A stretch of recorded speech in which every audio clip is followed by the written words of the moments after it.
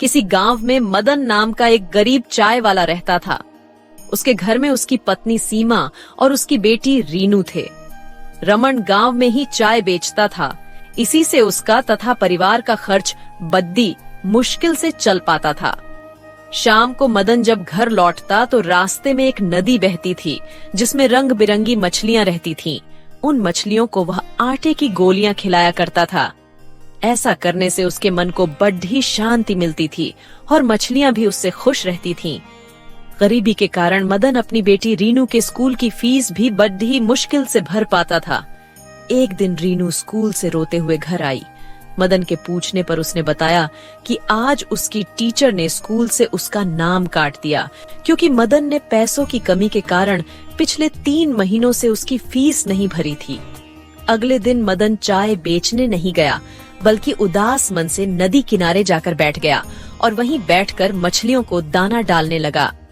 जब वह वापस जाने लगा तो उस नदी से एक सुनहरी जलपरी निकली और मदन से बोली कि क्या बात है मदन, आज तुम उदास लग रहे हो। मदन उस जलपरी को देखकर हैरान हो गया। उसने पूछा कि आप कौन हो और मेरा नाम कैसे जानती हो? जलपरी ने कहा, मैं एक जलपरी हूँ और मुझ में कुछ जादुई शक्तियाँ हैं जिससे मैंने तुम्हारा नाम जान लिया। तुम्हारी मछलियों को दाना खिलाने की आदत से मैं प्रसन्न हूँ। अगर तुम्हें कोई कष्ट है तो मुझे बताओ, मैं तुम्हारी सहायता अवश्य करूंगी। मदन ने सारी बात उस जलपरी को बता दी। जलपरी ने कहा, मदन, कल तुम सूरज निकलने से पहले यहाँ आना। मैं तुम्हें सोने के सिक्कों से भरा थैला दूंगी जिससे तुम अपने परिवार का खर्चा अच्छे से उठा सकोगे। यह सुनकर जलपरी वापस नदी में चली गई। अगले दिन सूरज निकलने से पहले ही मदन नदी पर पहुंचा। तभी वहां जलपरी प्रकट हुई और उसने मदन को सोने के सिक्कों से भरी एक थैली दे दी। मदन ने जलपरी को धन्यवाद दिया और मछलियों को दाना खिलाकर वापस अपने घर चल दिया तथा उस थैले को उसने एक सुनार को बेच दिया जिससे उसे बहुत सारे पैसे मिले। सबसे पहले मदन ने अपनी बेटी के स्कूल की फीस भरी जिससे कि वह वापस अपनी पढ़ाई शुरू कर सके। कुछ महीने के बाद मदन ने उन पैसों की मदद से एक छोटा सा होटल शुरू कर दिया। उस होटल से उसकी आर्थिक स्थिति अच्छी होने लगी तथा उसने एक पक्का मकान भी बनवा लिया। मदन ने सोचा कि अब उसके पास अच्छा खासा धन हो गया है। अब वह जलपरी को धन्यवाद करके सोने का थैला उसे वापस कर देगा क्योंकि अब वह मेहनत से व्यापार के द्वारा अपने परिवार का खर्च चला सकता है। ऐसा सोचकर वह रात को जल्दी सो गया। उसी गांव में रमेश और सुरेश नाम के 2 व्यक्ति रहते थे। वे मदन की सफलता से ईर्ष्या रखने लगे कि वह इतनी जल्दी कैसे धनी व्यक्ति बन गया। किसी तरह उन्हें सोने के सिक्के वाली बात पता चल गई।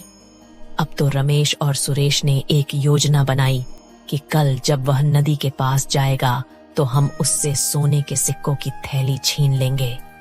योजना के अनुसार दोनों ने मदन का पीछा किया और नदी के पास ही एक झाड़ी के पीछे छिप गए।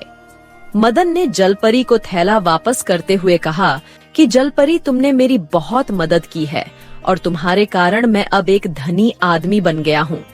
साथ ही मैंने अपना व्यापार भी शुरू कर लिया है, इसलिए मैं ये सोने के सिक्कों की थैली आपको लौटाना चाहता हूँ। जलपरी मदन की ईमानदारी से बड़ी प्रसन्न हुई। अभी वह बात कर ही रहे थे कि रमेश और सुरेश दोनों ने मदन को पकड़ लिया और उसे धमकाने लगे और थैला देने के लिए कहा। ये देखकर जलपरी ने अपनी छड़ी घुमाकर उन दोनों को बेहोश कर दिया। उनके बेहोश होने पर जलपरी ने मदन से कहा कि हमेशा ईमानदारी से अपना व्यापार करना, जिससे व्यापार में तुम्हारी खूब तरक्की होगी। ये सुनकर मदन ने जलपरी से वादा किया कि वह ईमानदारी और पूरी लगन से काम करेगा।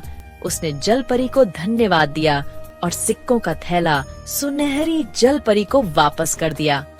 फिर उससे विदा लेकर अपने घर वापस लौट गया। अगर आपको हमारी कहानी अच्छी लगी तो लाइक करें, शेयर करें और सब्सक्राइब करना ना भूलें।